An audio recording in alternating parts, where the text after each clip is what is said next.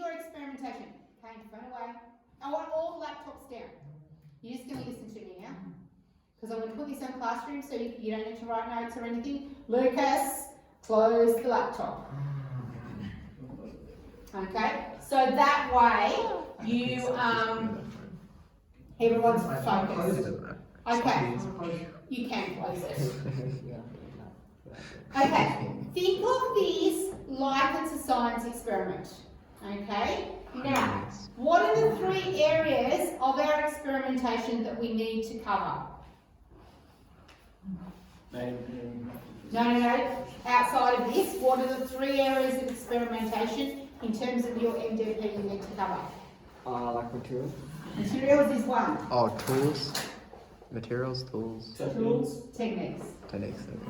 Okay. Oh, I definitely do techniques in my Did I do techniques? So think I you did. need to make sure that you're covering each of those. So the name is basically what your experimentation, what are you trying to achieve? Is it a tool, is it a material, is it a technique? So say for instance you were looking at adhesives, which is something that a lot of you are going to be doing, okay? So think of it like a science experiment. If you're looking at adhesives and you're thinking science experiment, what would you possibly, how do you normally start a science experiment aim? Hypothesis. Not necessarily hypothesis, but what do you aim to start with? What words? The aim is to. Well, that's more of a hypothesis. Okay, aim is to determine. I haven't done science in 2 years. Okay, the most suitable. I do science and I have no idea. Now this will obviously depend on what you're doing. Okay, Bernice, for hers, this is not where she would be going. Okay, adhesive for, I would put what your MDP is, but let's just say MDP for argument's sake. Okay, now Josh, I know you did this quite differently, yours was okay though. Okay. But it was because it was more to your thing, but Yeah. this probably covers the most people. Okay, then, how do you write a method? Steps. Step by step list of instructions. I did that. Okay? Now, what we then issue had, that we had, most of you, what you did in your, now, with your different adhesives, okay, we need to be trying a number of different adhesives, okay? So I would be looking at, you know, minimum 2 to 3 minimum. So you can make a comparison.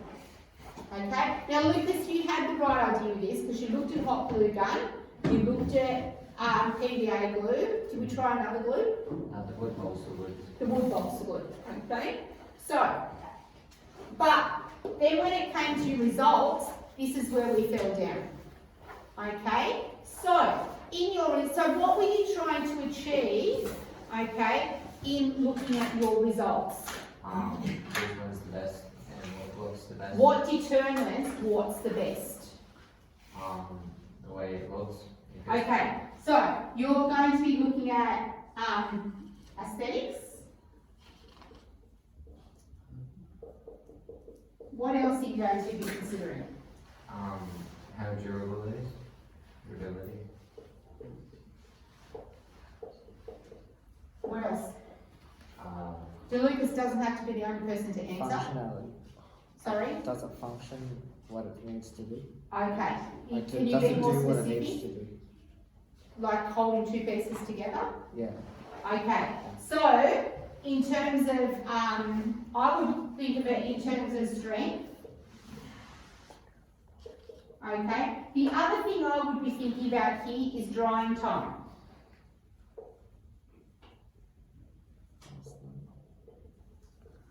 Okay. Now what you need to be able to do, and I'm going to use Lucas's as an example here. Okay. We've got, so we had hot glue gun. Yeah. We had CDA. PVA glue. And we had balsa wood glue. Yeah.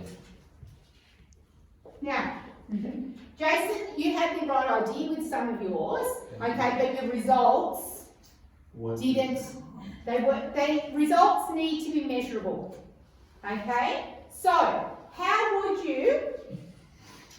could you measure the aesthetics, okay, of these three glues? How are you going to do it? It dries quick. Okay, Oh, so you need to set like criteria. yeah. Okay, dries clear. For this one, it's a yes or a no. Okay, so you can say yes or no. Okay, or tick and cross, however you like. Durability. How would you measure your durability? Like if it gets wet with water, it doesn't like fall apart. So what did you say, Jason? A weight test? Okay, I will be looking at that strength. Okay, can you just stop it for a sec? Yes.